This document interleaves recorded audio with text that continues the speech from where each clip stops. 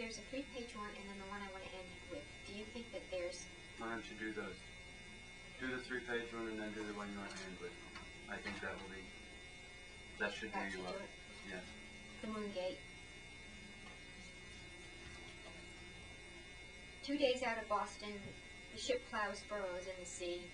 Leaving in the wake I watch white explosions in the sun. Making for Bermuda, its shadowed bays and limestone roofs, rolling green volcanic hills, hibiscus, waxy passion flowers fan the wind, and in the deep, still waters of the crystal caves, blue runners and the dusky shark stir the reef fronds as they swim the silent rooms of empty wrecks. I still can feel Boston and the cold night closing in. 1 week and an ocean will lie between the coral sands and the corner where I left you, under the waning moon's dull light, your smile like twisted wire, resenting my leaving, not wanting me to stay. No winter in these latitudes. 4 days out of Boston, beyond St. George's and the Mangrove Bay, the Causeway and the Crystal Pond, the legend of the Moon Gate waits. The driver of the bus, our tour guide, has music in his island voice. He tells about the ocean's waves, volcanic shells that lurk and turn the gentle sea a darker blue, and points to where the gleaming green reflects the shallows filled with sand.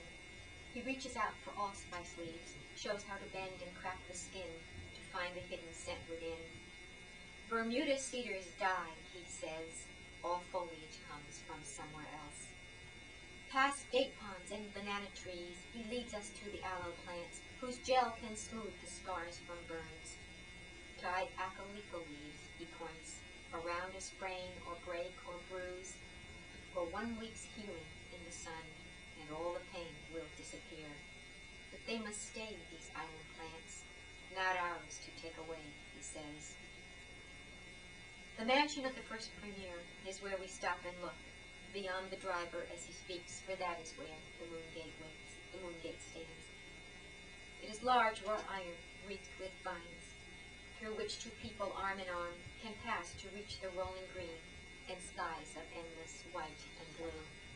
Now listen carefully, he says, for this ancient tale is true. For everyone it always works.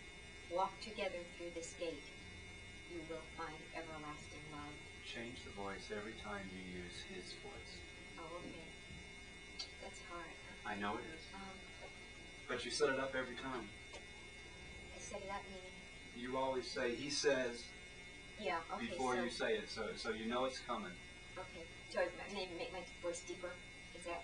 Louder, maybe? Okay, so okay. Just go from there and pass to reach the rolling green and skies of endless white and blue.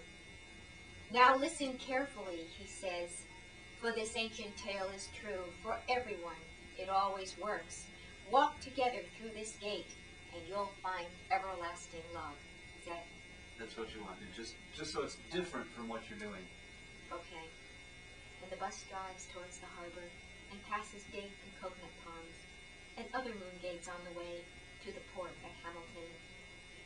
On the road where calla lilies bloom, we pass the dying cedar trees, and when we finally stop again, applaud him as he ends the tour. And now the passengers are one, crowding through the narrow aisle, old couples growing through the years, no longer with the need for speech, the chattering younger ones who hold children hot and restless now, and those who've come alone with hope. I move with them, yet apart, sheltering acalypha leaves, in secret gathered on the road. And suddenly I want to stop this slow procession by the door, to touch the driver's dark-skinned hand. For winter time is long and dark, and it's coming down on Boston. And I want to hear him tell once more the legend of the Moon Gate. Okay, for the whole thing from the start, okay, do that. Do something to differ his voice from the rest of the story.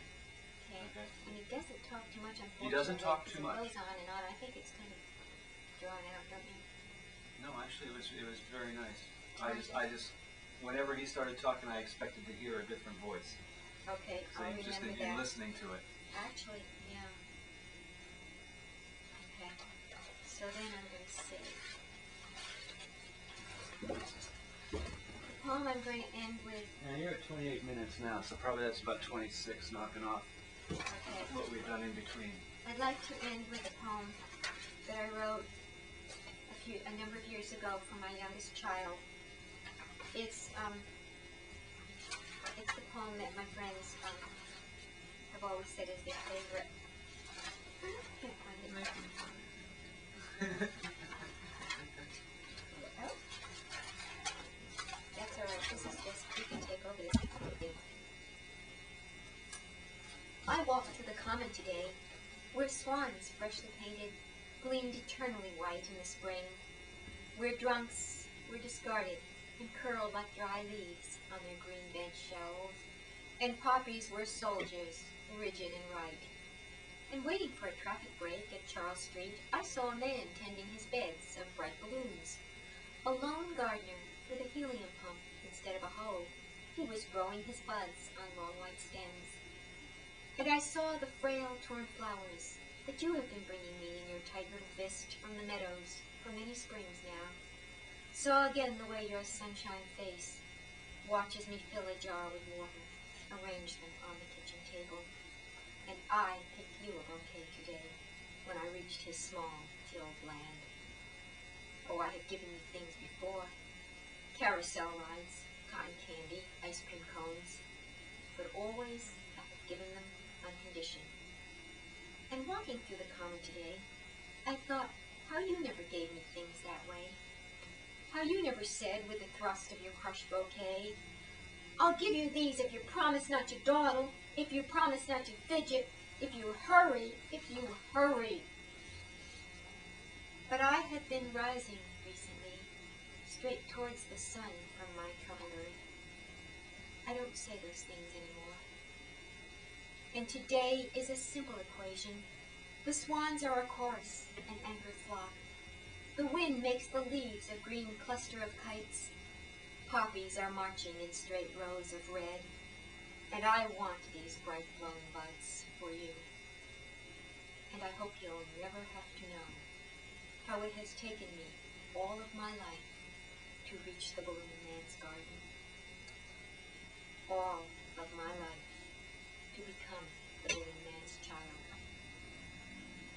You will see these buds as red and blue, but I, who picked them now for you, I can know their deeper hue.